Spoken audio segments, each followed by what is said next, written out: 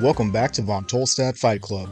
In this series, we explore techniques and principles based on Italian rapier fencing from the late 16th and early 17th centuries, mixed with some practical application through sparring and competing. Disclaimer, the techniques we teach here are not the only techniques out there, but they are extremely effective. You may have noticed my new Renaissance fencing pants from Historica Clothiers. I highly recommend you check these guys out. I put a link in the description. They feel great and are perfect for fighting.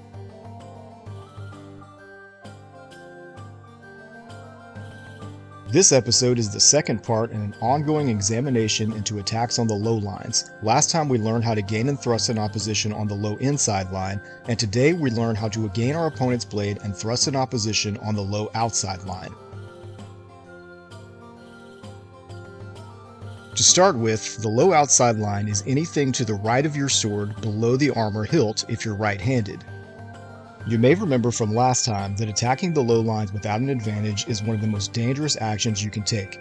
We always want to control our opponent's sword either directly with a bind or a thrust in opposition, or otherwise ensure that our opponent's point is well offline in order to make an attack low. This is also true of the high lines. You never want to just attack an opening without some sort of advantage, but it's especially true for the lower lines because when you lower your sword's point to attack low, you have less defense if your opponent attacks you high to your most vital areas. For today's technique, you will want to encounter your opponent with their sword extended toward you either in a neutral position or with the point aimed slightly downward. Just like we explained in the last episode, if they're aimed lower than that, there's no reason to hit them on the low line at all, as you are able to cover their sword and still attack them high. We will cover the specifics of this technique in a future episode. When gaining and thrusting the low outside line in combat, it may flow something like this. In learning the technique today against an opponent who is helping us learn without resistance, it looks more like this.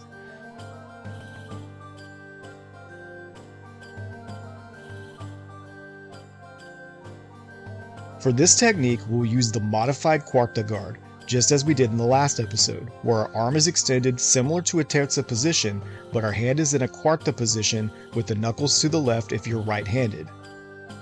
We will start by finding our opponent's blade on the low outside line by placing about 6 or 7 inches of our blade from the point past about 4 inches from our opponent's point. Notice we are using the false edge and not the true edge, and if you watched episode 5 in our series, you will know exactly why we're doing this on the outside line. We aim our point down and under our opponent's blade, out of presence, meaning our point is aimed slightly away from our opponent's body. This closes the line. We are not giving hard pressure, we are just placing the sword and aiming it. We can touch the opponent's blade, we just aren't pushing it. If you need to close the line further, you can guide your opponent's sword offline with gentle pressure and moving the point more out of presence as needed. From the stringere, we will step to our ideal attack measure by moving the front foot then the back foot one step. Again, our ideal attack measure is defined as the place where the next step from the front foot will hit our opponent. As we move to ideal attack measure, we place the forte of our blade against the opponent's double A. We are about 6 to 8 inches out from our hilt at about 8 to 10 inches from the opponent's point. We have way more of our sword over our opponent's as far as leverage goes. This puts a much stronger portion of our blade on a much weaker portion of our opponent's blade, making it hard for them to resist our incoming threat.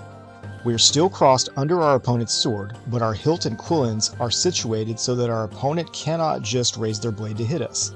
They would have to take a longer path around, which gives us time to strike if they did try that from here. If our opponent does not react, we can proceed to make a simple thrust in opposition on the low outside line.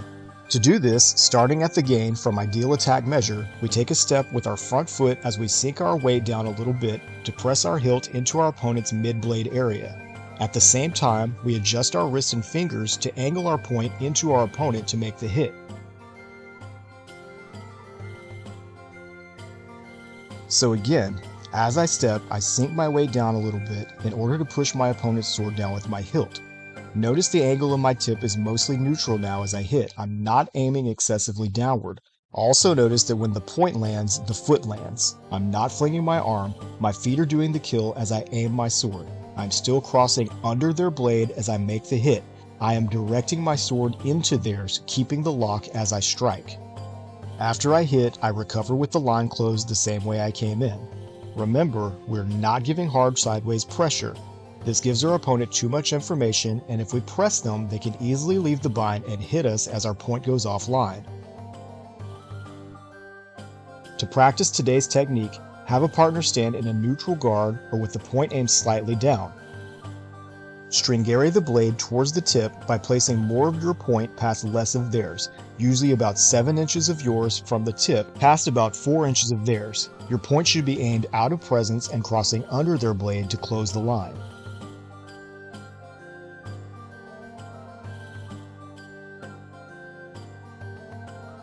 Step to ideal attack measure as you gain, replacing your point with your forte. Your hilt should not be touching their blade yet, but place your forte on their double A about 6 to 8 inches from your hilt, past about 8 inches of their double A from the tip. This is an approximation. I don't expect you to pull out a measuring tape during the fight, but if you did do that, I'd hit you in the tempo you pulled it out, so don't do that. Your point is still out of presence with the blade crossed under, with your hilt in a position that would stop your opponent from raising their sword directly up. They can escape this, but you can hit them or gain a new advantage at the same time that they make this action. From the gain position in ideal attack measure, practice the thrusts in opposition. Adjust your tip towards the opponent as you step and drop your weight so that your hilt presses the opponent's blade down. Make sure you do not fling or throw the arm, let the feet do the kill. Strike them in the stomach, hip, groin, or leg with your blade still crossing under theirs. As usual, practice and repetition are the keys to success, so keep trying until you get it right and then work your way into using this technique against a resisting opponent. In the coming episodes, we will continue to examine foundational techniques on the low lines and eventually work toward line changes and the flow of combat. Thanks for stopping by. We'll see you next time on Von Tolstat Fight Club.